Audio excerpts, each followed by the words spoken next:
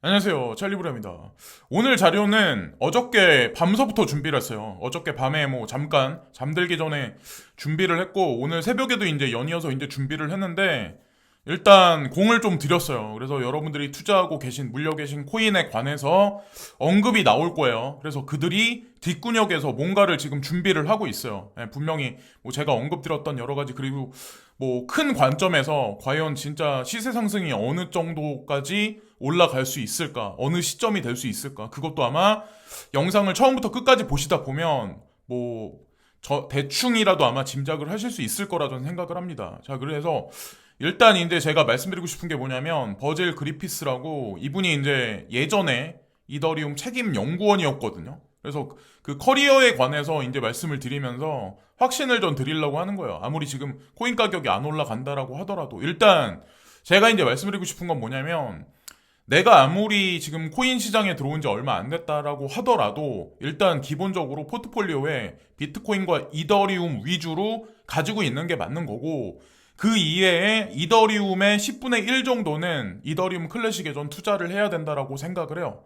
왜 사람들이 비트코인과 이더리움에 확신을 하는지 한번 여러분들 생각을 해보셨나요? 가격이 받쳐주고 상승률이 있었기 때문에 비트코인과 이더리움에 관해서 대중들은 확신을 하는 거예요. 더욱이나 중요한 건 비트코인은 현물 ETF가 승인된다는 얘기까지 지금 직전에 나와 있는 얘기가 있잖아요. 그러니까 더더욱 대중들은 확신하고 이더리움도 지금 선물만 있지만 비트코인 현물이 승인이 나면 이더리움 얘기가 나올 거고 어느 순간 이더리움 클래식이라든가 라이트코인이라든가 뭐 호라이젠이라든가 분명히 그들도 또한 ETF 얘기가 분명히 어느 순간에 나올 거라고 저는 생각을 합니다. 일단 중요한 거는 버질 그리피스가 이 얘기를 했죠. 그래서 이더리움이 이제 포스 쪽으로 전향이 되면 이더리움 클래식 쪽으로 많은 어떤 가장 큰 어떤 이더리움 포 마이닝 체인들이 다 이쪽으로 몰려올 거다 이런 얘기를 했는데 제가 이걸 말씀드리면서 어저께 이제 댓글에 보면 뭐 이럴 수도 있다 저럴 수도 있다 어떤 그런 댓글이 있더라고요. 근데 만약에 내 자신이 그런 생각을 한다면 1%의 의심이라도 있다면 투자를 하시면 안 돼요. 그냥 차라리 그냥 비트코인하고 이더리움만 위주로 사서도 저는 이제 충분하다라는 전 생각을 하거든요. 저도 또한 그렇게 시작을 했고, 근데 지금은 제가 바라보는 방향이 이렇기 때문에 저는 영상에 담아서 이제 말씀드리는 거고, 링크드인이라고 여기 이제 조사를 해보면 버질 그리피스에 관해서 핵심적인 내용이 나와 있어요. 자, 그래서 이 사람이 왜 중요한 사람이냐? 근데 이 사람이 이제 2015년도에 중요한 결단을 내려요. 한번. 그래서 자기가 이제 앞으로 커나가는 데 있어서 결론적으로 이제 결론을 내리는데 아시아 중에도 싱가포르 쪽으로 이 사람이 이동을 해요. 그래서 잘 봤어. 인사이트가 없는 사람이 아니에요. 왜냐면 싱가포르라는 국가가 지금 현재로서는 제가 이제 느끼기에는 제가 이거는 저도 2016년도에 이제 느낀 건데 여기 지역적인 지정학적 위치 자체가 영어와 중국어가 같이 혼용해서 사용되는 국가예요. 그리고 서구 자본과 북미 위주의 서구 자본과 중국 위주의 아시아계 자본이 같이 공용해서 공용하는 존이에요. 그런 지역이에요. 거기다가 더 웃긴 게 테라, 루나, 차이, 신현성 이 지금 현재 막 사람들이 이제 루나코인 막 이렇게 뭐 12만 원 제가 이제 보니까는 12만 몇천 원까지 올라갔더라고요. 그걸 보면서 상대적 박탈감을 되게 많이 느끼실 거예요 아마. 근데 제가 이걸 아마 예전에 많이 말씀을 드렸고 이 키워드를 가지고 그래서 이제 루나코인을 많이 설명드린 적 있지만 여기도 마찬가지로 테라, 루나, 차이, 신현성 요쪽도 마찬가지로 싱가포르에 이상하게 코인하고 엮여진 핀테크 그룹들은 다 싱가포르에 베이스먼트를 깔고 있더라고요. 하다못해 우지안 같은 경우도 제가 그래서 어쨌건 그거는 그냥 뭐 번외적인 얘기고 자 그래서 이 버질 그리피스의 이 양력을 보면 경력을 보면 이더리움 재단에서 핵심 연구원으로 일한 지 여기 보면 5년 3개월 정도 됐다고 여기 링크드인에는 나와 있어요. 이 기간이면 짧은 기간은 아니거든요. 그리고 이 사람이 다크웹이나 어떤 뭐 보안, 암호학에 관해서 이 사람이 좀 어느 정도 인지도가 있더라고요. 그래서 비탈릭 부텔린하고도 하여튼 비탈릭 부텔린이 어느 정도 막 밀어주려고 했었던 뭐 감옥에 들어갔었는데 빼주려고 하고 막 노력도 했더라고요. 제가 이제 뒷조사를 해보니까. 근데 여기 보면 2019년 10월 15일 날 이더리움 클래식과 이더리움 커뮤니티 블록체인 콜라보를 확대한다. 이게 과거 기사이긴 하지만 중요한 내용이 여기 나와요. 이더리움 재단의 프로젝트 책임자라고 여기 나와 있죠. 그러니까 이 사람이 그냥 허접한 연구원 중에 한 명이 아니에요. 절대로. 예, 급이 어느 정도 상위 레벨에 있는 사람이에요. 근데 이 버질 그리피스가 이더리움과 이더리움 클래식 사이의 블록체인 콜라보 증가로 긍정적인 영향에 대해 이야기를 했다. 지난 몇 달 동안의 그의 작업 덕분에 이더리움과 이더리움 클래식 개발자들 사이의 협업은 훨씬 더 활발해졌다. 이때는 뭐 이런 뉴스들이 나왔어요. 지금은 아무 이더리움 클래식에 관해서 아무 얘기도 안 나오죠. 근데 메커니즘적으로 로드맵상에 여러분들이 이제 아셔야 되는 게 뭐냐면 이더리움 1.0에서 이더리움 2.0으로 넘어가면서 포우에서 포스로 넘어가요. 그리고 난이도 폭탄이 확실히 떨어지는 구간이 언제냐면 원래 이 이더리움 재단에서 원래 발표한 거는 12월까지 마무리를 하겠다고 했는데 사실은 6개월이 다시 연장돼서 내년 6월이에요. 난이도 폭탄이 진행이 되면 채굴자들은 이더리움 채굴을 할 수가 없는 상황까지 갈 수밖에 없어요. 그들은 결정을 해야 돼요, 결국엔. 그래서 이 해외 외신 자료나 여러 칼럼을 제가 어저께 좀 많이 읽어봤는데 그 사람들이 많이 말하는 게 뭐냐면 이더리움 클래식이 이더리움이 2.0으로 넘어가니까 이 껍데기는 남아있죠. 그러니까 이더리움 1.0이 가지고 있었던 인프라를 그대로 이더리움 클래식이 흡수를 할 거다. 그래서 이더리움 2.0과 이더리움 클래식은 상호 보완될 거다라는 얘기가 있고 이건 이미 여러분들 이제 기사가 나온 걸 보시고 여러분들 아시겠지만 이더리움이 2.0으로 넘어가면서 포스로 이제 전향되면서 G캐시와 파일코인이 이더리움이 2.0으로 넘어가는 확장성에 가장 중추적인 역할에 도움을 줄 수밖에 없어요.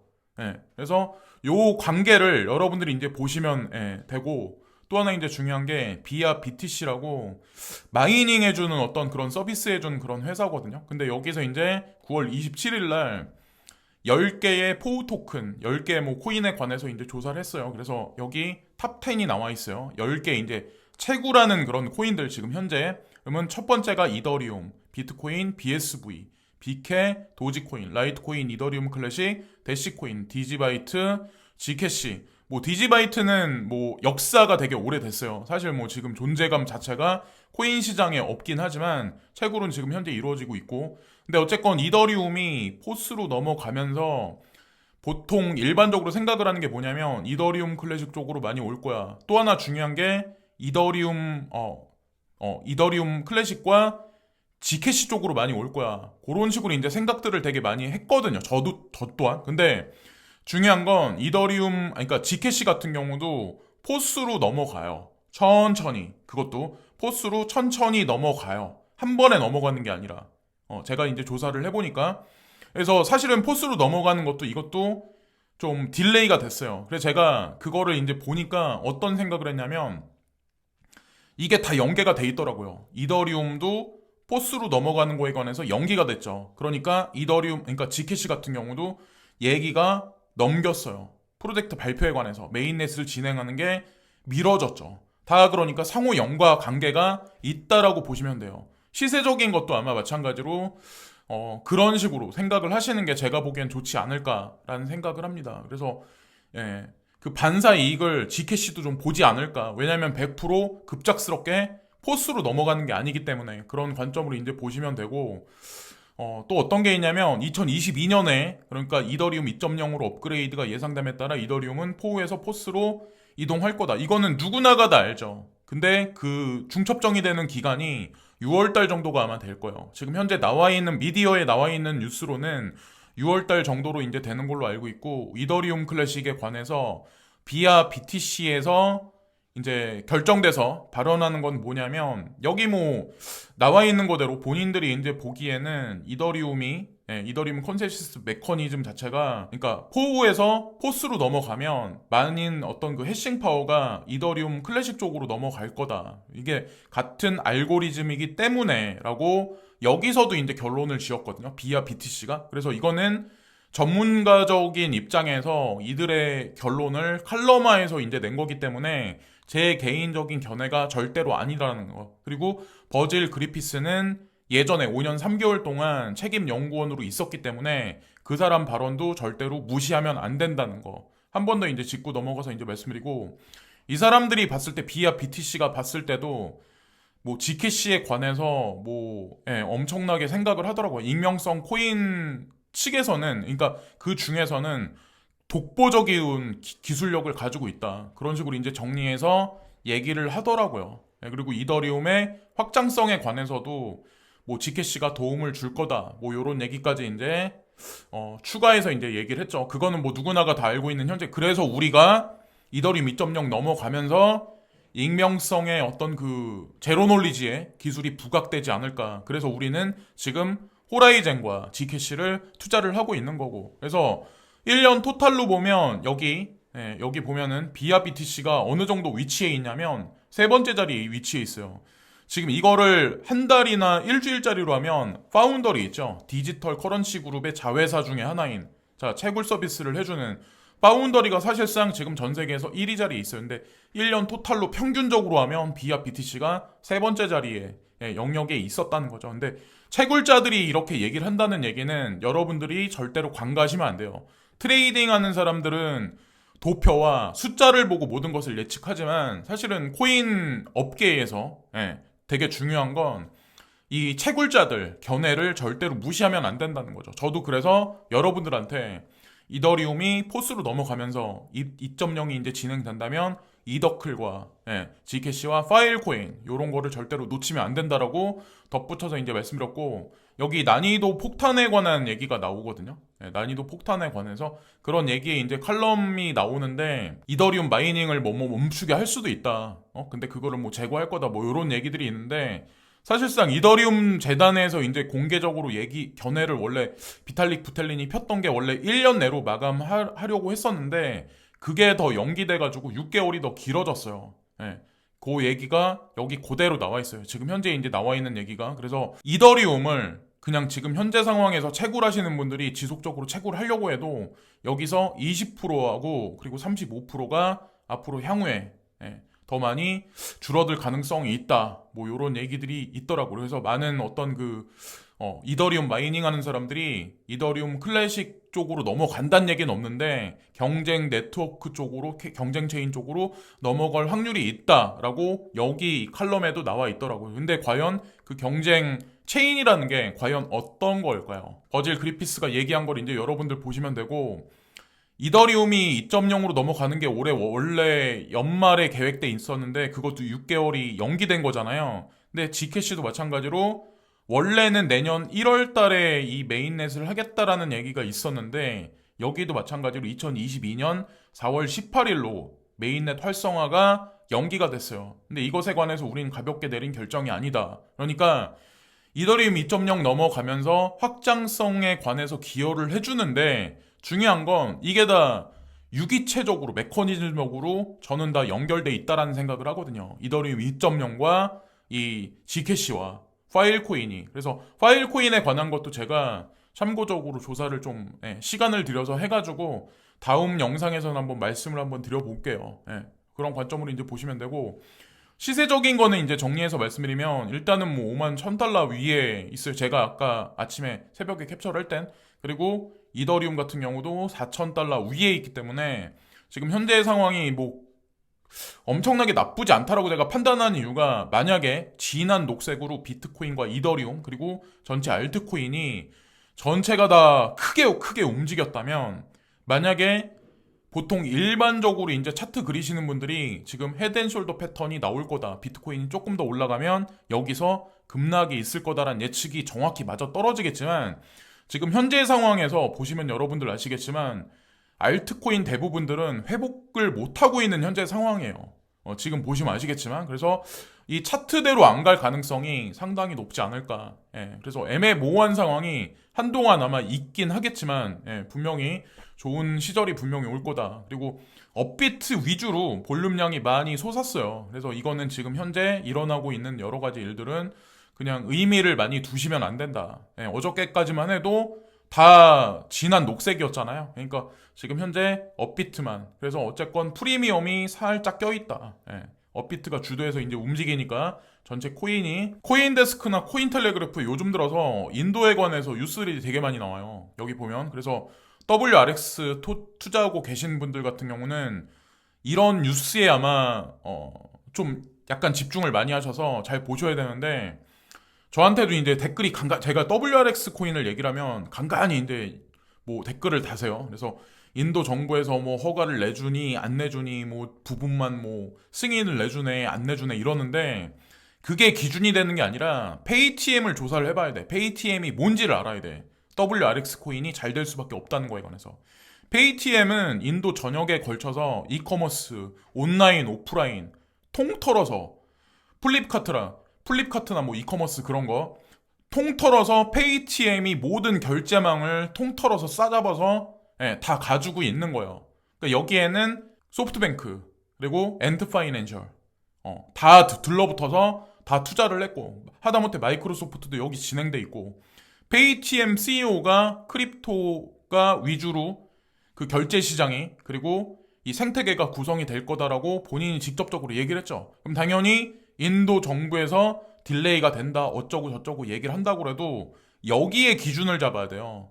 이 날짜적인 관점도 중요하지만, 그래서 어쨌건 주기적으로 뭐 일주일마다가 됐건 아니면 급여 날이 됐건 10개가 됐건 뭐 100개가 됐건 50개가 됐건 1000개가 됐건 돈이 있을 때마다 짜투리 돈이 뭐 몇만 원이 있더라도 저는 사서 모아서 5년을 보고 만약에 투자를 한다면 아마도 엄청난 수익이 여기서 이 코인에서 나오지 않을까 개인적으로 생각을 합니다. 그리고 저런 뉴스가 나온다고 하더라도 인도 암호화폐위원회 암호화폐 광고 지침 조만간 발표할 거다. 자, 그러니까 앞가디가 틀린 거죠. 지금 보면은. 그래서 어쨌건 규제안이 어느 순간에 나오긴 할 거예요. 그리고 광고에 관해서 지침을 조만간 발표할 거다. 어쨌건 WRX, 코인 DCX, 뭐 제페이라든가 이런 코인사들이 대대적으로 앞으로 만약에 움직인다면 인도 인구가 중국 인도를 뛰어넘었다는 그런 뉴스를 제가 얼마 전에 본 걸로 알고 있거든요. 그러면 향후에 많은 인도 젊은이들이 그 사람들이 만약에 지금 GDP, GNP가 그들이 어떤 그 1년간의 연봉이 올라간다면 그들이 과연 뭘 투자할까요?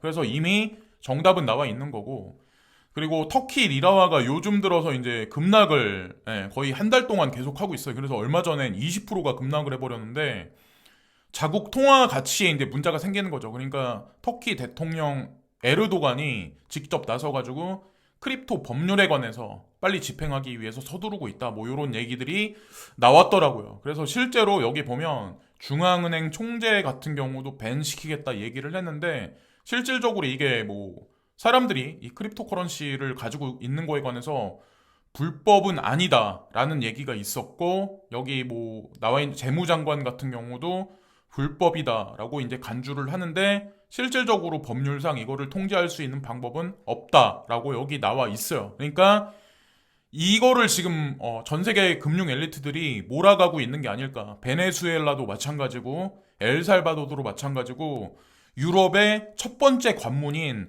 터키가 이런 식으로 한다는 얘기는 도미노 현상 같이 유럽 전역으로 이런 물결이 번지지 않을까라는 생각을 합니다. 왜냐하면 전 세계 중앙은행들이 양적 완화를 인플레이션임에도 불구하고 뭐 코로나 바이러스를 회복하기 위해서 경제를 회복하기 위해서 돈을 지속적으로 푼다면 통화 가치는 떨어질 수밖에 없고 그 시스템은 무너질 수밖에 없어요. 그 자리를 CBDC와 어떤 이 크립토커런시가 그대로 들어가는 어떤 그 틈을 만들기 위해서 현재의 모든 일들이 벌어지는 게 아닐까라는 전 개인적으로 이제 생각을 했고, 코인데스크의 전 세계 4대 회계 법인 중에 하나인 PwC라고 제가 얼마 전에 이제 말씀드린 적이 있었을 거예요. 근데 거기 이제 뭐 어떤 연구원이 2022년에 예측 10가지를 했는데, 제가 핵심 사항만 이제 뽑아서 이제 말씀드리면 2021년은 더 넓은 세상의 메타버스를 발견한 해였다. 2022년은 그것이 주류가 될 수 있는 해가 될 거다. 뭔 얘기냐면 우리가 지금 투자하고 있는 디센트럴랜드, 샌드박스가 여기서 끝나는 게 아니라 더 크게 올라갈 가능성이 높다라고 전 생각을 합니다. 그래서 디센트럴랜드를 100원에 사서 500원에 파신 분들도 되게 많을 거고, 1000원에 사서 1500원에 파신 분들도 아마 되게 많으시겠지만, 어쨌건 예전서부터 투자를 해가지고 홀딩을 하고 계신 분들 같은 경우는 목표가를 잡고 계시지 마시고 그냥 좀 긴 관점에서 조금 뭐 디센트럴 랜드를 10,000원까지만 보지 마시고 조금 더 긴 관점으로 보시면 어떨까라는 생각을 합니다. 아마 엄청난 수익을 줄 거예요. 끝까지 이제 홀딩을 한번 해보세요. 익절하실, 그러니까 원금에서 익절은 어느 정도 그 부분만 빼고는. 그리고 2021년에 모건 스탠리하고 JP 모건 등이 민간 은행 고객에게 비트코인 및 암호화폐 제품을 출시를 했는데, PwC 예측은 뭐냐면 많은 대형 사설 은행들이 비트코인을 심각한 자산이 아닌 것으로 올해는 간주를 했는데, 내년에는 대부분 180도 바뀌어가지고 2022년에는 암호화 제품을 출시할 것으로 예상을 합니다. 그래서 대중적이게 될 거다, 그런 얘기가 있을 거고, 또 하나 여기 보면은 이더리움이 2017년에 마지막에 주요 광세장 동안 이 도시에 유일하게 진지한 소여스나 알고랜드, 아발란체, 솔라나, 테조스 이렇게까지 확장성을 제공하고 뭐 스스로도 되게 많은 그런 레이어 1의 대안들이 있는데, 이더리움이 만약에 성공하지 못한다면 이런 코인들이 부각될 거다. 다시 한번 알고랜드, 아발란체, 솔라나, 테조스. 특히나 솔라나는 어느 정도 가격 형성이 돼 있기 때문에 사람들이 좀 그런데, 제가 개인적으로 보기에는 알고랜드, 자 아발란체도 많이 올랐어요. 근데 알고랜드하고 테조스, 이 친구들 절대 놓치시면 안 돼요. 알고랜드, 테조스 지금 조금 올라갔다고 그래서 익절하지 마시고 지켜보세요. 끝까지. 그리고 2022년이 중국과 이게 CBDC 얘기하는 것 같은데, 이 CNY에 대한 모든 시선. 그래서 여기서 되게 극찬을 했더라고요. PwC가. 그러니까 뭐 이 사람들이 GDP, GNP 1위 자리에 올라갈 거다라는 얘기를 본인들도 PwC에서 발표를 했었잖아요. 제가 그걸 말씀도 드렸고. 그래서 여기 보면 그 CNY 거래를 처리를 할 건데 1억 4천만 명의 중국인들이 이미 전자지갑인 CNY 지갑을 가지고 있다. 중국의 최근 암호화폐 금지와 2022년 2월 베이징 동계 올림픽 개막은 내년 초 이 CNY 출시를 위한 토대를 마련했다. 이것은 화폐의 역사에서 역사적인 순간이 될 거다. 그러니까 전 세계에서 가장 빠르게 치고 나가는 거죠, 사실 중국이. 그래서 어쨌거나 이 사람들이 코인 시장에서 빠진다고 전 생각 안 해요. 자, 이 사람들은 뒤통수를 제가 그래서 그 근거 자료를 좀 이따 이제 보여드릴 거예요. 그래서 그리고 2022년에는 크립토 세상에 많은 M&A가 있을 거다. 그래서 작은 유니콘 기업이 큰 문어가 될 거다. 큰 어떤 그런 회사들이 될 거다. 그래서 여러분들 아마 아시겠지만 일부 코인 회사들은 이제 발표를 할 거예요. 파트너십 관계를 발표를 할 거예요. 그것에 따라서 아마 파동이 엄청나게 일어날 거예요. 그래서 그걸 이제 기다려 보시면 되고, 여기 LBA라고 있는데 인디아 블록체인 엑셀레이터라고 여기 써 있는데, 이걸 제가 이제 가져온 이유는 여러분들이 투자하고 계신 코인들이 이거와 또 관련이 있어요. 자, 이거와 또 관련이 있어요. 그리고 이 LBA는 그러니까 어떤 게 있냐면 IBA는 어떤 게 있냐면 그 인도 정부가 또 여기 또 관여가 돼 있어요. 그래서 파트너를 여기 보면은 되게 재미난 게 있는데, 마이크로소프트 for 스타트업스 여기 써 있죠. 그러니까 마소하고 관련된 스타트업 회사들이 여기 이제 같이 이 프로그램에 이제 진행이 되고, 정부 기관도 여기 이제 협력이 되고 있고, 우드스탁 펀드라고 있거든요. 이것도 한번 따로 한번 조사를 한번 해보세요. 그래서 인도 위주의 우리나라 따지면 해시드 같은 그런 존재거든요. 근데 이 사람들이 좀 투자를 좀 했나봐요. 그리고 여기 보면 플래티늄 파트너스, 그러니까 코인사들은 어디냐면 네오코인, 사람들이 욕을 많이 하는 네오코인. 이 사람들은 코인 가격이 올라가든 내려가든 지금 신경을 안 쓰고 있는 거예요. 전혀 이제 손을 안 대고 있는 거죠. 손은 안 댈 때는 분명히 뭔가 있는 거고, 인도까지 들어가서 여기 개입이 돼 있는 거예요. 거기다가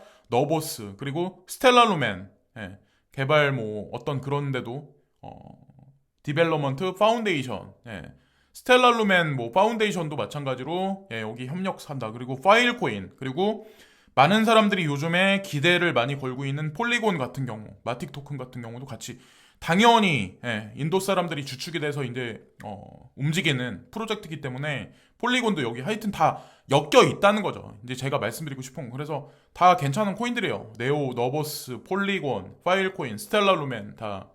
그래서 어쨌건 마소도 개입이 돼 있구나라는 생각을 했고, 여기 보면 뭐 핀테크에 관해서, 그리고 뭐 연애, 어떤 그런 거 엔터테인먼트에 관해서, 그리고 지속 가능성, 그리고 인프라에 관해서, 그러니까 인도 전반에 걸친 산업에 관해서 다 이제 관여를 하겠다 이렇게 결정을 내린 것 같아요. 그리고 물류에 관해서, 그리고 헬스케어, 우리나라로 따지면 뭐 의료봉 같은 그런 것 같은데, 그래서 어쨌건 뭐 여기 나와 있어요.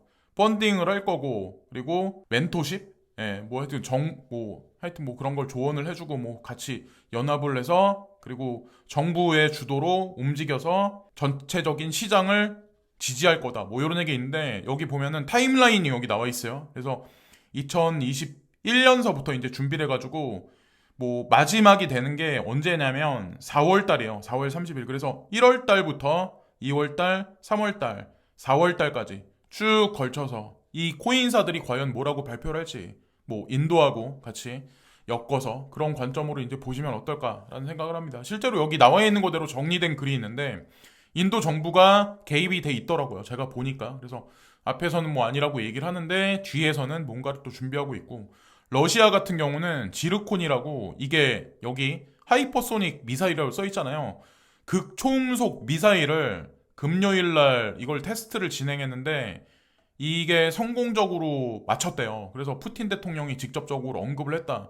그러니까 미국에서 좀 우려스럽게 생각하는 것 중에 대표적인 게, 가장 최근에 이게 지르콘이라는 이 미사일이거든요. 이거는 대기권 밖으로 나갔다가 다시 이제 대기권 안으로 들어오는 거라서 지금 현재 존재하는 모든 미사일 방어 체계를 다 무력화시킬 수 있다는 얘기가 있더라고요. 근데 여기다가 더 웃긴 건 중국이 또 이거를 또 준비를 하고 있어요. 그러니까 중국이든 러시아든 어쨌든 뭐 하여튼 지금 군사력을 계속 증강하고 있는 현재 와중이잖아요. 그래서 어쨌건 현재 상황을 이제 전 그대로 그냥 말씀드리는 거예요.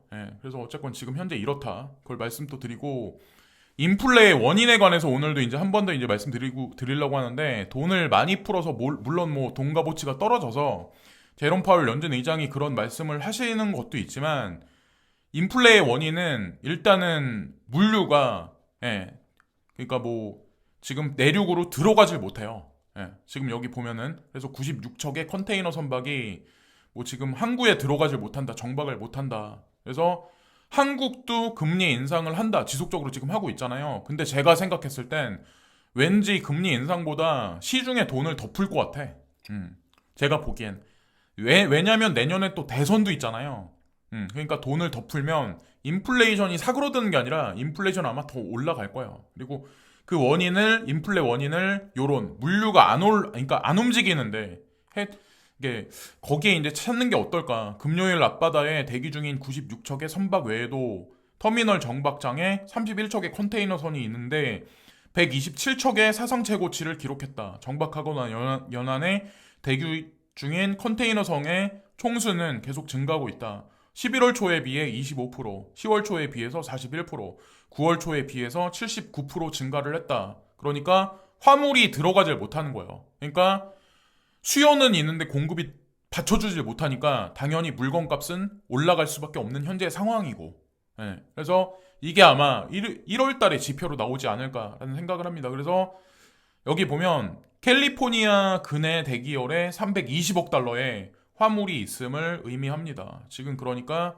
현재 상황을 그대로 이제 전 말씀을 드리는 거고, 그리고 그렇게 생각이 됩니다. 그래서 오늘도 뭐 이더리움 2.0에 관해서 뭐 여러 가지 것들을 관해서 이제 정리해서 이제 말씀을 드렸는데, 궁금하신 거는 조금 따로 이제 구글링 해보셔가지고 찾아보시는 것도 제가 보기엔 그러니까 차트만 보고 숫자만 보면서 이 코인 언제 올라 안 올라 짜증나. 근데 조작이 되게 많다는 거죠.